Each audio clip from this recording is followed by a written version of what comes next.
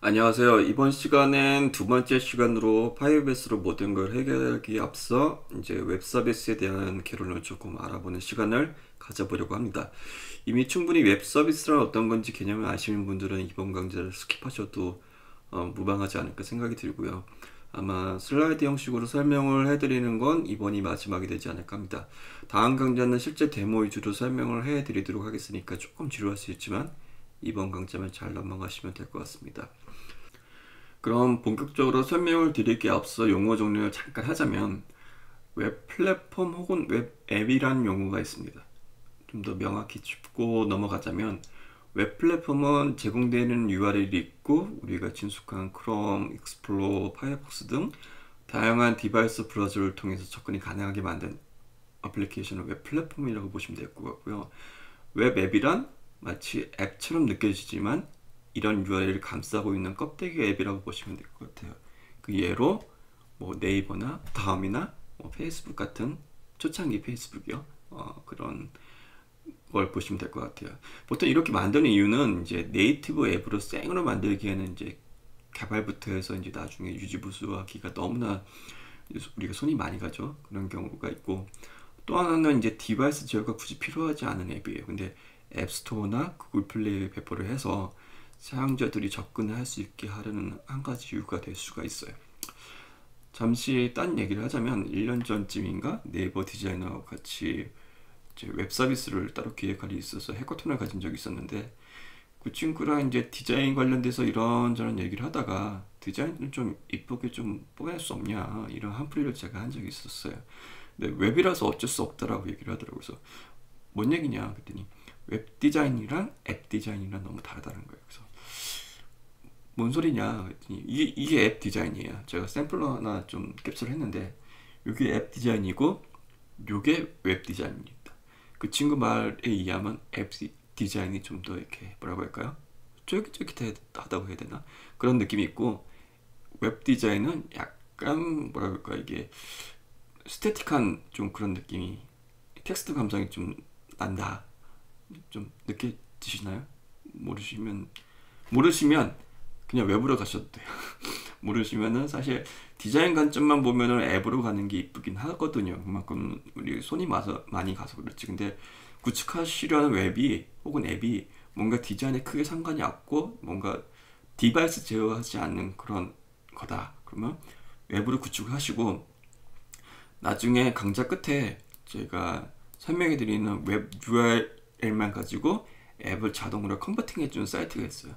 그거 통해서 구글 플레이에 배포하시면 사실 끝이거든요. 그래서 요즘 트렌드는 웹을 최적화시키기 위해서 부단히 노력을 많이 해요. AMP라는 개념도 도입되고 PWA라는 개념도 도입되고 그래갖고 사실상 제 개인적인 생각입니다. 개인적인 생각은 웹이 그리 오래가지 못할 거라고 생각이 들어요. 그래서 사실 웹이 이제 주축이 되지 않을까라는 생각이 듭니다. 자, 이제 본격적으로 웹 서비스라는 걸 설명해 드리도록 하겠습니다. 서론이 좀 길었어요. 이제 여러분 지치시면 안 됩니다. 자, 컴퓨터가 한 대 있습니다.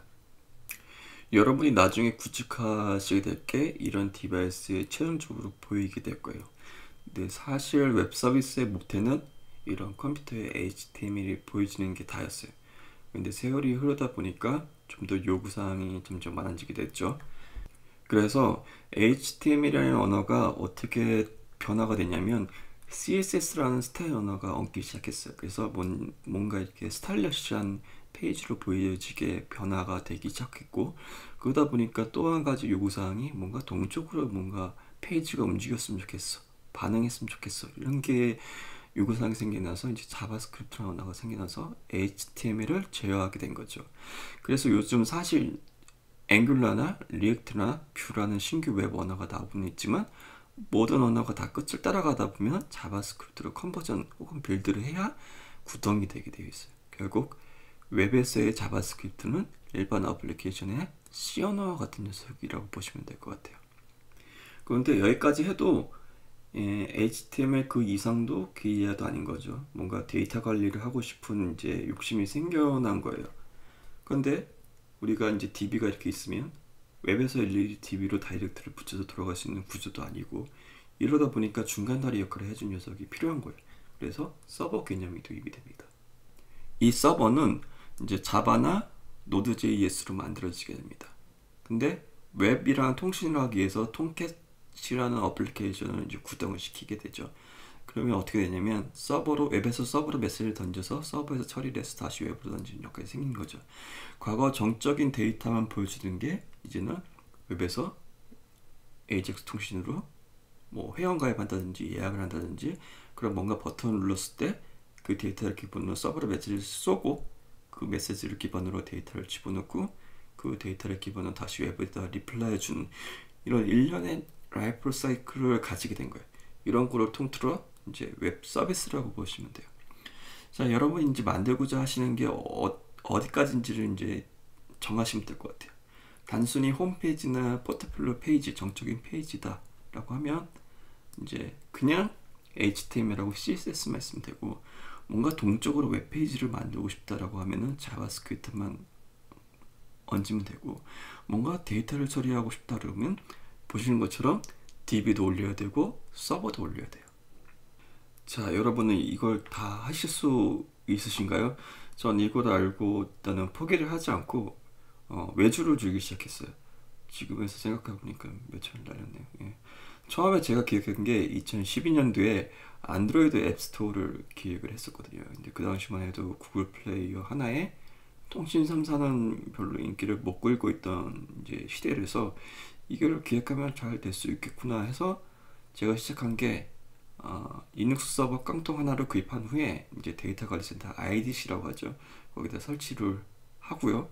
그 다음에 DB를 잘 아는 이제 사람 구해갖고 이제 외주 구해서 오라클 까고요. 그 다음에 서버 개발자 구해서 DB 연동하는 API를 만들게 했고요.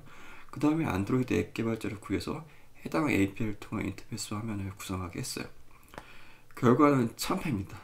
컨텐츠를 떠나서 비용도 비용이고 혼자서 관리가 너무 안 돼요. 근데 그 당시에서 그 혼자서 한다는 게 거의 이제 무지에서 나온 용기라고 해야 되지 않나 이제 그렇게 생각이 들어요. 그래서 한동안 포기하고 있다가 또 어떤 계기가 생겨갖고 이제 페이스북 사무실 가서 이제 페이스북 서버 개발자랑 이제 이런저런 얘기를 하다가 제가 토로를 했죠. 너무 힘들다. 이거 다 하기가 너무 힘들다. 어떻게 해야 되냐? 방법이 없냐? 했더니 그 친구가 알려준 게 한국에는 안 알려진 이제 플랫폼이 있다. 이걸 써볼래라고 했더라고요. 이제 그때는 당시만 해도 이제 페이스북 인수한 파스라는 플랫폼이 있었어요. 이게 뭐냐면 저는 이걸 듣고 한동안 좀 거의 쇼킹했어요. 뭐냐면 기존에 제가 가지고 있던 고정 개념은 웹 서비스를 구축하기 위해서는 웹 서버 DB 이게 머리에 박혀 있었는데 서버 DB가 한 खे 날아간 거예요. 그 얘기인 즉슨 이제 웹 개발자든 앱 개발자든 한 명만 있으면은 모든 서비스를 구축할 수 있다는 얘기가 돼요. 그래서 이제 그 계기로 제가 이제 웹에 관심을 두고 직접 개발에 뛰어들기 시작을 하게 된 계기가 되죠. 그래서 저 혼자서도 모든 걸 할 수 있으면 비용이 제로가 되겠구나라는 생각을 하게 됐어요. 그래서 이 강좌를 시작하게 된 계기로 들어가게 되는데요.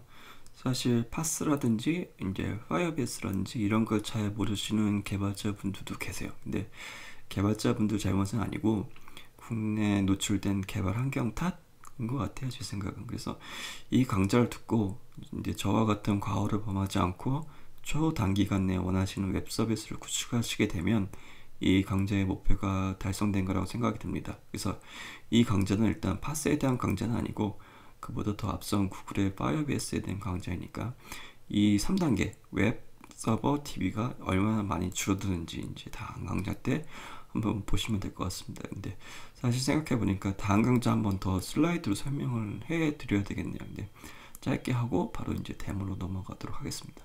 그럼 다음 강좌 때 뵙겠습니다. 감사합니다.